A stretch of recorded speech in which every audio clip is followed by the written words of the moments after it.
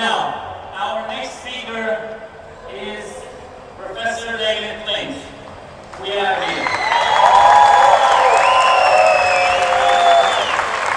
Professor Flint is an esteemed legal academic known for his leadership of Australians for Constitutional Monarchy and his tenure as head of the Australian Press Council and the Australian Broadcasting Authority. Professor Flint led the winning case of no in the referendum on Republic in 1999. Everyone please welcome Professor Flint.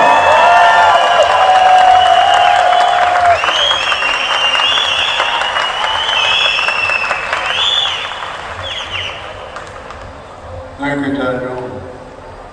You're a great Australian and a great Iranian. And what a magnificent function this is today. I'm very moved by what we're seeing today. Constitutional change must always be about an improvement to the Constitution, whether it's here or in Iran. That was what we wanted to do in the Republic referendum, because we knew it was an attempt by the politicians to take away the supervision of the Governor-General. In Australia, the Governor-General can dismiss the Prime Minister if the Prime Minister is behaving unconstitutionally. This was an attempt to change that. We won the case. The Australian people, although we didn't have much money, we had people like you. We had foot soldiers who were willing to argue the case, and they went across the country. We won nationally, we won in every state, and we won in 72% of all federal electorates. Ladies and gentlemen, isn't it wonderful that we can come here and we can say what we want to say? And we can go home tonight and go to our families and sleep in our beds. And how shocking it is that Iranian people in Iran cannot say what they want to say. They face prison, torture, rape, death and blinding, and that's a terrible thing. What we are seeing now, I suspect, is the dawn after the darkness of almost half a century. Is the dawn after a medieval occupation of a great nation, eternal Iran. Mohammad Reza Pahlavi reigned for 37 years. He was respected around the world. He did so much for Iran.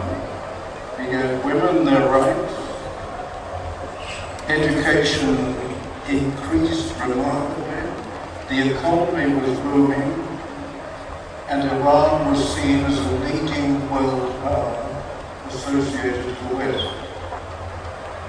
The Shah visited this country on a state visit in 1974. It was impressive. He was an impressive man. To see him in the streets of Sydney and Melbourne in a wonderful state Rolls Royce, surrounded by the mounted police and with cheering crowds everywhere, was so encouraging. Why would a man like the Shah, so significant in the world, go to the other end of the world and visit Australia? Not many people in those days, not many significant people, came to Australia. He came here because he wanted to find out about the advances in agriculture in Australia. He wanted to bring that back to Iran. He was thinking about the Iranian people. Not like the Ayatollah Khomeini, who spent money setting fire to a synagogue in Melbourne and blowing up a restaurant in Sydney.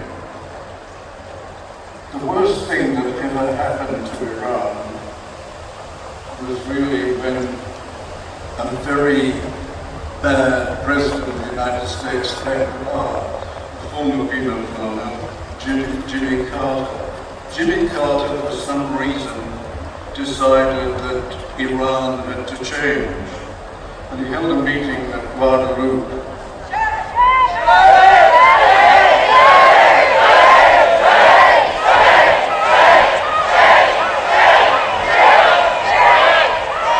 And at that meeting at Guadalupe, the big four Western powers, Giscard d'Estaing and James Callahan of the United Kingdom and Schmidt from Germany, they agreed that the Shah would go. They decided the future of Iran. And Giscard d'Estaing decided to give a place in France for the Ayatollah to commence his campaign against the Shah.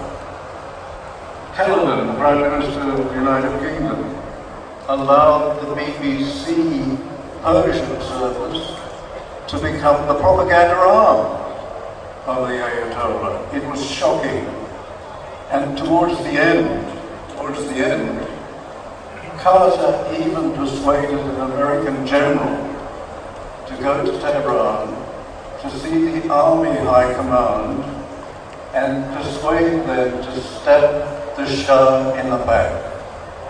They persuaded them to stay in barracks and not support the Shah during the so-called uprising. That was not an uprising in 1979. It was a taking of power. The mullahs associated with the Communist Party took power. Giscard d'Estaing sent an Air France aeroplane into Tehran carrying the Ayatollah and his gang. The slightest intelligence would have explained to them that this was not a religious group. These were dangerous criminal thugs. And Carter still pulled the rug under the Shah. And one of their first acts when they were in power was to hold a referendum. Everybody was given 2 slips of paper, one red and one green, and they were told to put these into the urn. If you put the red one in, it was a no vote. You opposed the Islamic Republic. If you use the green slip, it supported the Republic. But you had to do that not in secret, you had to do that in front of armed thugs, who obviously wouldn't tell you.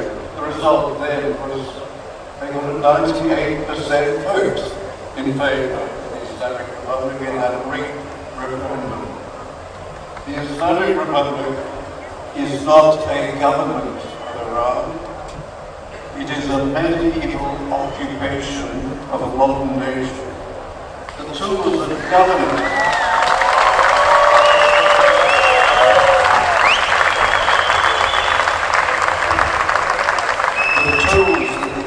uses, not the tools which we would expect the government to use. They are torture, rape, and murder.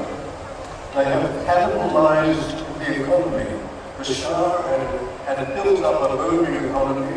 They took the profits from this to fund various proxies of the mullahs who were engaged in terrorist activities in other countries. Hezbollah, the Houthis, and Hamas, for example, Hamas who started the Gaza war. They pinned Iran, they took Iran away from the West, they put Iran into the axis of evil with Putin's Russia, Xi's China, and Kim's North Korea. But now, things are changing. It is said that the Ayatollah Khomeini has his bags packed. He is going to follow the well-worn route of going to Moscow with the loot that he has stolen from the Iranian people. The toll on the Iranian people from what is happening in Iran now is terrible. There are reports that 20,000 people at least have been killed, others blinded, others in jail. But now we have a turning point. We have a new president of the United States. Donald Trump is different.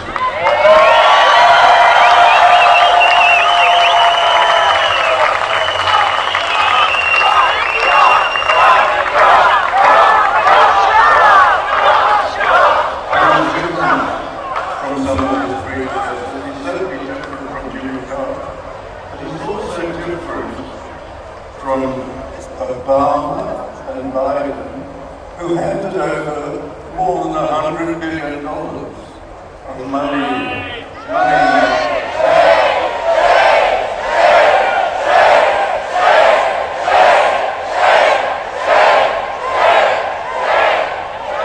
Donald Trump says he is locked and ready to go. There is a massive fleet heading towards the Gulf. There are American ships already there.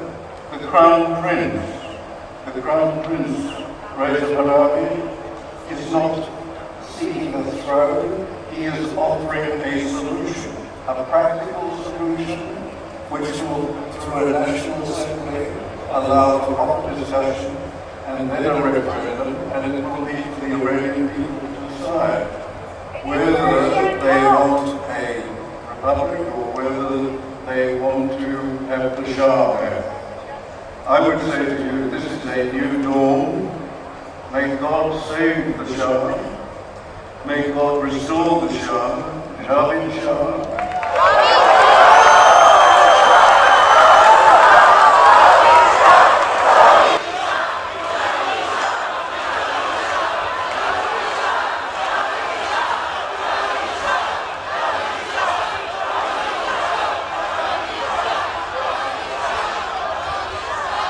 And may Iran, eternal Iran, be free again. Beyond Iran.